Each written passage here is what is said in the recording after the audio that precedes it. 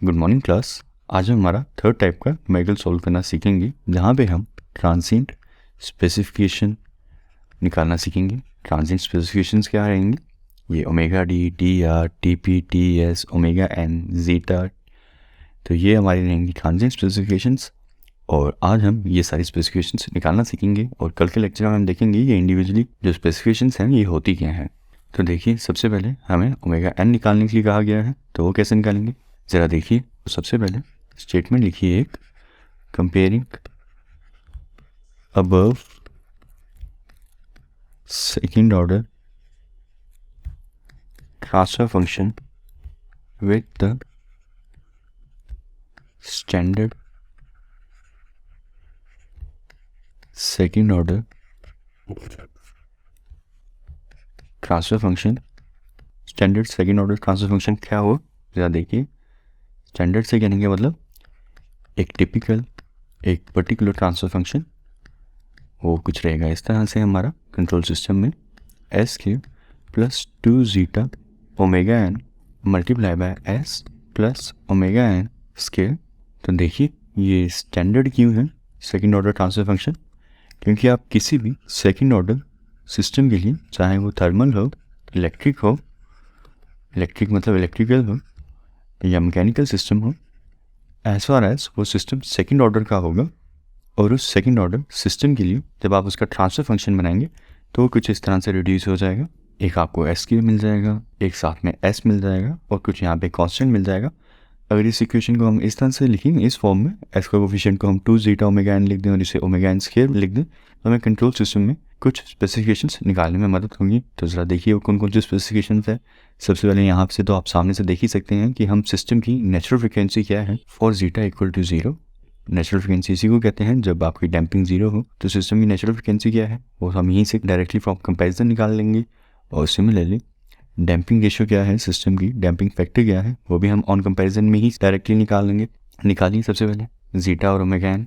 Omega N आपका बन जाएगा कंपैरिजन में कुछ इस तरह से 5, और यूनिट्स आ जाएंगे रेडियंस पर सेकंड।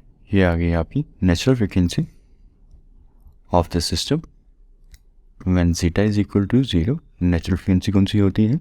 जब आपका डैम्पिंग रेशियो 0 हो, उस टाइम पे आपका सिस्टम की फ्रिक्वेंसी क्या रहेगी, उसे हम कहेंगे नेचुरल फ्रिक्वेंसी। तो सबसे पहले हमसे यही पूछा गया है। आप नेक्स्ट देखिए, हमसे डैम्पिंग रेशियो पूछी गई है, तो वो निकालिए। तो वो कैसे निकल जाएगा? सिंपली कंपेयर कीजिए कोफिशिएंट ऑफ एस को अबव गिवन ट्रांसफर फंक्शन से, तो आपको मिल जाएगा 2 zeta omega N is equal to 6। यहाँ से जीटा की वैल्यू निकालिए, ये आ जाएगा आपका 6 divided by 2 multiply by omega N अभी हमने निकाला है 5। तो यहाँ से आपका जीटा बन गया 0.6, तो जीटा ही होता है। इसी को हम डैम्पिंग रेशियो कहते हैं। ये ग्रीक लेटर है, ये इसके स्पेलिंग्स हैं। जीटा इस तरह से आप अनाउंस कर सकते हैं इसे। ये यहाँ पे डैम्पिंग आपके सिस्टम की कितनी है वो इंडिकेट करता है। देखिए नेक्स्ट क्या पूछा है हमसे। नेक्स्ट चीज़ हमसे पूछी है डैम्पिंग फ्रीक्वेंसी, तो वो क्या होती है? ओमेगा डी से हम इसे डिनोट करते हैं, और इसका फॉर्मूला रहता है omega N under root 1 minus zeta का स्क्वायर।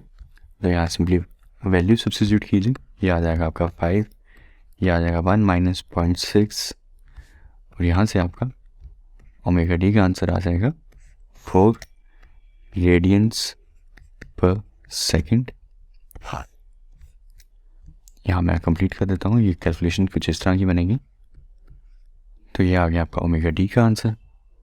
तो नेक्स्ट देखिए, नेक्स्ट हमसे राइस टाइम पूछा गया है, तो चलिए राइस टाइम कैलकुलेट करते हैं।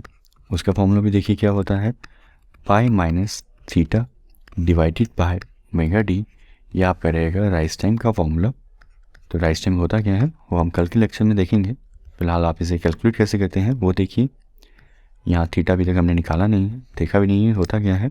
ओमेगा डी ये भी निकाला, उसकी वैल्यू सब्स्टिट्यूट कीजिए 4, और अब देखिए थीटा कैसे निकालना है। आपका कॉस थीटा रहेगा इक्वल टू जीटा। तो यहाँ से आप थीटा निकाल सकते हैं कॉस इनवर्स ऑफ जीटा करके। तो आपने अभी जीटा की वैल्यू निकाली है 0.6, वो सब्स्टिट्यूट कीजिएगा और आपको आपका थीटा का आंसर मिल जाएगा 53.13 डिग्रीज। लेकिन यहाँ पे हमें रेडियंस में हम कैलकुलेशन कर रहे हैं सारी, तो यहाँ पे हम थीटा भी रेडियंस में ही रखेंगे। तो ये आ जाएगा आपका कुछ इस तरह से 0.927 रेडियंस। देखिए यहाँ पे हम फ्रीक्वेंसी के साथ डील कर रहे हैं और उस फ्रीक्वेंसी को हमने रेडियन पर सेकंड में रखा है, तो जो थीटा रहेगा वो भी हमारा रेडियंस में रहेगा, क्योंकि अगर यहाँ पे ऊपर हम डिग्री करते हैं न्यूमरेटर में, पाई को मैं यहाँ पे 3.14 रखूँगा, अगर मैं यहाँ पे 180 डिग्री रखते हैं और यहाँ पे भी डिग्री से रख दूँ तो ऊपर की यूनिट्स क्या बन जाएंगी, डिग्री, और हमने नीचे क्या निकाला है, रेडियंस पर सेकंड में डैम्पिंग फ्रीक्वेंसी। लेकिन हमें आंसर चाहिए सेकंड्स में, क्योंकि हमें राइज टाइम निकालना है तो सेकंड्स में ही निकालना पड़ेगा। तो यहाँ पे हमें सेकंड्स में आंसर कैसे मिलेगा, अगर किसी तरह से ऊपर और नीचे कैंसिलेशन हो जाए तो डिग्रीज को आप रेडियंस में कन्वर्ट कर लीजिए या रेडियंस को आप डिग्री में कन्वर्ट कर लीजिए। जो स्टैंडर्ड प्रैक्टिस रहती है कंट्रोल सिस्टम की, ये न्यूमेरिकल सॉल्व करते हैं तो हम क्या करते हैं, यहाँ पे सिंपली थीटा को जो हम कैलकुलेट करते हैं वही रेडियंस में निकालते हैं, ना कि ओमेगा डी और ओमेगा एन को डिग्री में कन्वर्ट करते हैं। तो ये रीज़न रहता है यहाँ पे थीटा को रेडियंस में निकालने का, और सिमिलरली पाई को 180 डिग्री की जगह 3.14 लिखने का।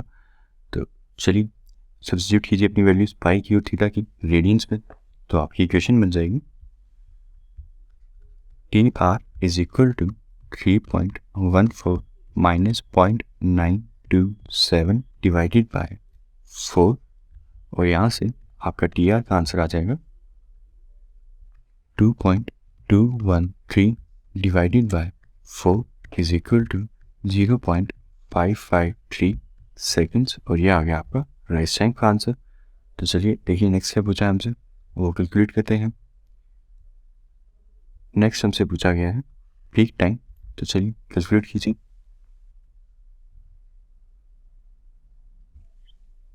यहाँ देखिए टीपी का क्या फॉर्मूला रहता है, पाई डिवाइडेड बाय ओमेगा डी।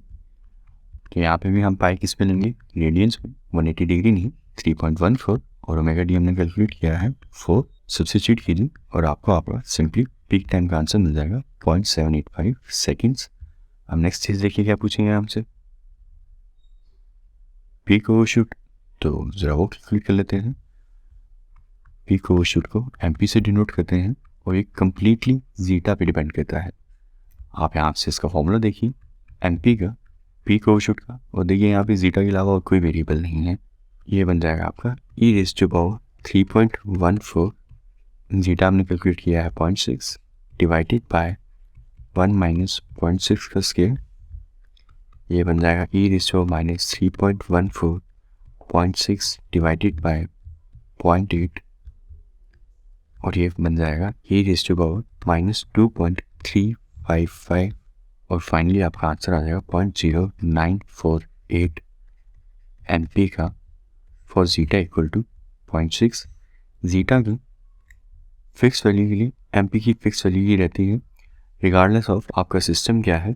आपके सिस्टम में एक बार जीटा डिसाइड हो गया तो वहीं से आपका एमपी डिसाइड हो जाता है। पीक ओवरशूट क्या रहेगा आपके सिस्टम का, पीक ओवरशूट का जीटा के अलावा और कोई कंसर्न नहीं रहता। तो परसेंटेज में देखिए ये आंसर क्या बन जाएगा, 9.48% आपका पीक ओवरशूट बनेगा, और ये भी क्या होता है कल हम देखेंगे नेक्स्ट सेक्शन में। हम देखिए हमसे नेक्स्ट चीज़ क्या पूछी गई है, नेक्स्ट हमसे कहा गया है सेटिंग टाइम निकाल के दीजिए। तो चलिए वो भी निकालिए, सिंपल है, आपको सिंपली फॉर्मूला याद रहना चाहिए 4 divide by zeta omega N, वो यहाँ वैल्यू सब्स्टिट्यूट कीजिए और आपको आपका फाइनल आंसर मिल जाएगा, और यहाँ पे आपको सेटलिंग टाइम का आंसर मिल जाएगा 1.33 सेकेंड्स। तो ये तो हो गए हमारे ट्रांजिट स्पेसिफिकेशंस। और अब देखिए नेक्स्ट हमसे कहा गया है it's subjected to unit step input, और देखिए फाइंड इट्स ऑल दिस कहा गया था, it's subjected to unit step input. तो आपने देखा होगा हमने जितनी भी स्पेसिफिकेशंस निकाली टीपी टीआर टीएस की, वहाँ पे कहीं भी यूनिट स्टेप इनपुट का कोई काम नहीं था, वहाँ पे सिंपली इनपुट का कोई काम ही नहीं है। यहाँ पे आपका सिस्टम एक बार डिज़ाइन हो जाता है, उसका एक बार जब ट्रांसफर फंक्शन बन जाता है, वहीं से आपका टीपी टीआर टीएस वहीं डिसाइड हो जाता है। आप उसके बाद उस सिस्टम को इनपुट क्या अप्लाई करते हैं, आपका ट्रांजिएंट रिस्पॉन्स उस इनपुट पे डिपेंडेंट नहीं होगा, वो सिस्टम की कैरेक्टरिस्टिक इक्वेशन पे डिपेंड करेगा। तो क्या होता है कैरेक्टरिस्टिक इक्वेशन में, वो हम कल डिस्कस करेंगे। तो आप याद रखिए इनपुट का ट्रांजिट स्पेसिफिकेशंस के साथ कोई लेना देना नहीं होता। इनपुट आपका फाइनल आउटपुट तय करेगा, लेकिन टाइम रिस्पॉन्स क्या रहेगा वो सिस्टम का, जब सिस्टम बन गया तो वहाँ पे ही डिसाइड हो जाता है। तो देखिए यहाँ पे हमें यूनिट स्टेप इनपुट दिया हुआ है, और किस लिए दिया है, क्योंकि यहाँ पे हमें लास्ट में टाइम रिस्पॉन्स निकालने के लिए कहा गया है। वो हम पहले भी निकालते आए हैं स्टार्टिंग के कुछ लेक्चर्स में, C(t). तो यहाँ पे हमें 1/s हमारा इनपुट है, और यहाँ पे हमें इस कैलकुलेशन में इनपुट की ज़रूरत भी होती है। तो ज़रा देखिए कैसे निकालेंगे। देखिए पहले हम C(t) कैसे निकालते रहे थे। ट्रांसफर फंक्शन होता था कुछ हमारे पास इस तरह से, यहाँ पे उसकी वैल्यू होती थी ट्रांसफर फंक्शन की। तो मैंने कहा था आपको R(s) को सिंपली यहाँ ले जाइएगा, और आपको आपका R(s) इस तरफ ले जाने पे C(t) का आंसर मिल जाएगा with the help of Laplace transform inverse and partial fraction. तो लेकिन यहाँ पे हम इस तरह से कुछ नहीं करेंगे, ये एक स्टैंडर्ड तरीका रहता है C(t) कैलकुलेट करने का, बट यहाँ पे हम इस तरह से नहीं करेंगे तो बहुत कॉम्प्लिकेट हो जाएगा, क्योंकि यहाँ पे जीटा हमारा अंडर डैम्प है, मतलब अंडर डैम्प से <1 एंड <0। हमने देखा ही था 0.6 आई थी इसकी वैल्यू। तो ये हमारा सिस्टम अंडर डैम्प का केस है। तो जो इसके रूट्स हैं, जब आप पार्शियल फ्रैक्शन अप्लाई करने के लिए, finally Laplace transform inverse apply करने के लिए फैक्टराइज फॉर्म में लिखेंगे, तो जो आपको रूट्स हैं वो इमेजिनरी मिलेंगे। तो फिर उसका पार्शियल फ्रैक्शन करना तो आसान होगा, लेकिन लैपलेस ट्रांसफॉर्म इनवर्स लेना काफ़ी मुश्किल हो जाएगा, तो वो बहुत लंबी कैलकुलेशन बन जाएगी। तो यहाँ हम क्या कहते हैं, अंडर डैम्प केसेस के लिए जहाँ पे स्टेप इनपुट अप्लाई हुआ हो U(t) and under damp cases के लिए C(t) का सिंपल एक्सप्रेशन रहता है, वहीं पे हम वैल्यू सब्स्टिट्यूट कर देंगे अपने, और हमें हमारा आंसर मिल जाएगा। तो पूरी की पूरी लंबी कैलकुलेशन करने की ज़रूरत नहीं है, सिंपली डेरिवेशन कर चुके हैं हम इसकी ऑलरेडी, और वो डेरिवेशन हम इस चैप्टर के एंड में देखेंगे कैसे होती है। यहाँ पे हम सिंपली एक्सप्रेशन अप्लाई करेंगे फॉर अंडर डैम्प केसेस। चलिए ये एक्सप्रेशन अप्लाई कीजिए। देखिए आपका C(t) का एक्सप्रेशन क्या रहता है और under damp cases and step input, कुछ इस तरह से रहेगा आपका एक्सप्रेशन। ये आप याद ही कर लीजिएगा, कंडीशन भी याद रखिएगा। ये अंडर डैम्प केसेस के लिए जहाँ आपका जीटा कुछ इस तरह से लाई कर रहा हो इन बिटवीन 0 एंड 1, और आपका इनपुट जो है R(s) वो स्टेप इनपुट हो, उसी केस के लिए ये फॉर्मूला रहेगा आपका। तो यहाँ वैल्यू सब्स्टिट्यूट कीजिए और C(t) का आंसर निकालिए। ये बन जाएगा 1 - e⁻⁻ जीटा हमने निकाला था 0.6 या 5 डिवाइडेड बाय √1 - 0.6 का स्क्वायर साइन ऑफ ω(d4) निकालना था। यहाँ पे आप थीटा रेडियंस में लिखें, डिग्रीज में लिखें, कोई फ़र्क नहीं पड़ेगा, क्योंकि यहाँ पे कोई कैलकुलेशन की हमें कोई ज़रूरत नहीं है। तो अपना फाइनल एक्सप्रेशन बनाइए, तो वो बन जाएगा आपका कुछ इस तरह से -3t साइन ऑफ 4t + 0.927। तो ये आ गया आपका एक्सप्रेशन C(t) का, आपके टाइम रिस्पॉन्स का।